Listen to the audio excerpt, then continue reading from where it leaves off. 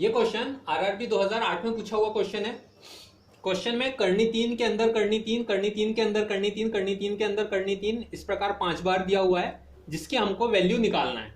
तो इसको हल करने के लिए आपको मालूम होना चाहिए कि ये जो करनी 3 है, करनी 3 है, हम इसको लिख सकते हैं 3 की घात 1/2। ठीक है, फिर इसके बाद क्या है यहाँ पे 3 गुणित करनी 3। तो हम इसको क्या हल कर सकते हैं,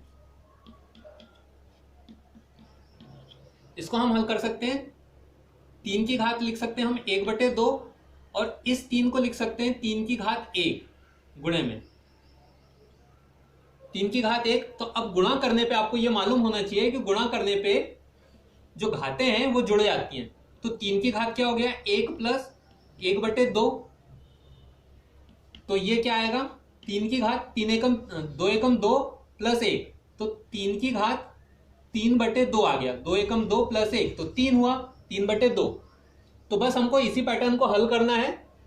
एक लाइन में हल करने वाला हूं मैं इसको, तो थोड़ा सा ध्यान से समझ लेना। ठीक है, तो सबसे पहले हम इस करनी को ले लेते हैं, करनी 3 को। तो करनी को हटाए तो क्या आ गया यहाँ पे 1/2।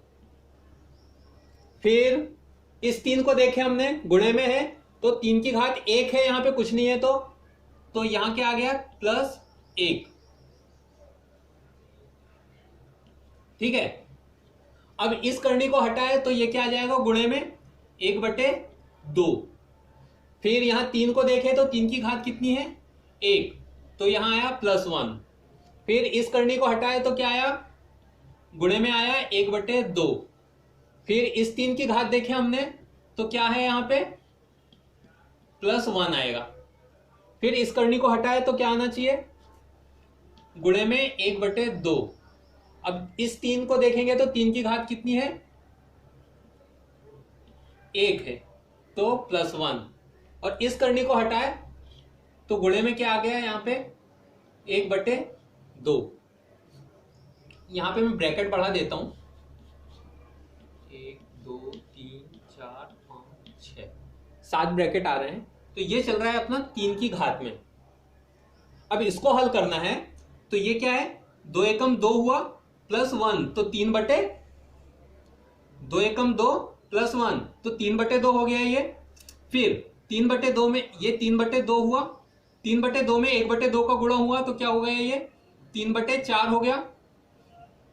3/4 में 1 जुड़ा, 1 जोड़ दिया हमने 3/4 में, तो ये क्या होगा 4 एकम 4 प्लस 1, तो ये 4 एकम 4 प्लस 3, तो क्या हुआ 7/4।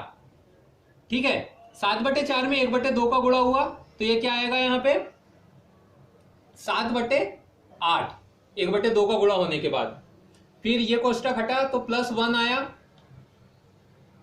8 एकम 8, 8 में +1 7 जुड़ा तो क्या हुआ 15, तो ये क्या आ गया ये 15/8। अब ये कोष्टक हटा और ये क्या है 1/2, तो ये क्या 1/2 का गुणा हुआ, 1/2 का गुणा होने पे क्या आया ये 15/8 दूनी 16 हो जाएगा, 16 +1 हुआ। ये कोष्टक हटा तो ये +1 आ गया, तो ये क्या होगा 16 एकम 16 प्लस 15, तो ये क्या हुआ 31/16। अब इसमें 1/2 का गुणा हुआ तो ये क्या आएगा यहाँ पे 31/32। तो ओवरऑल हल करने पे क्या आया ये 3 की घात 31/32, जो कि आपका आंसर है। ठीक है, और ये आंसर आपके ऑप्शन बी में है, तो ऑप्शन बी जो है आपका राइट ऑप्शन है। अब इसी को हम हल कर सकते हैं फॉर्मूले में, तो हम इसको ऐसा भी लिख सकते हैं,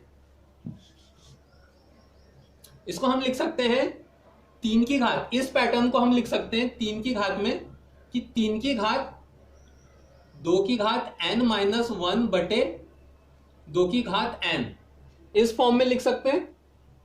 ठीक है, अब जहां ये जो n है, n की वैल्यू है ये करनी, जितनी करनी है वो n की वैल्यू है। जैसे यहाँ पे 1 2 3 4 5 करनी है, तो 5 करनी है तो n की वैल्यू हो गई 5। तो इसको हल करने पे क्या आएगा ये 3 की घात 2 की घात 5 -1/2 की घात 5। तो और हल करें इसको तो क्या आया दो, 3 की घात 2 गुणित 2 गुणित 2 गुणित 2 गुणित 2 माइनस 1 बटे 2 गुणित 2 गुणित 2 गुणित 2, 4 हुआ, तो ये 5 बार। तो ये क्या हुआ, 2 दूनी 4, 4 दूनी 8, 8 दूनी 16, 16 दूनी 32, 32 माइनस 1, तो ये क्या आया, 3 की घात 31, 2 दूनी 4, 4 दूनी 8, 8 दूनी 16, 16 दूनी 32, 31 बटे 32, ये आपका आंसर है जो कि ऑप्शन बी में है। तो option B is right option.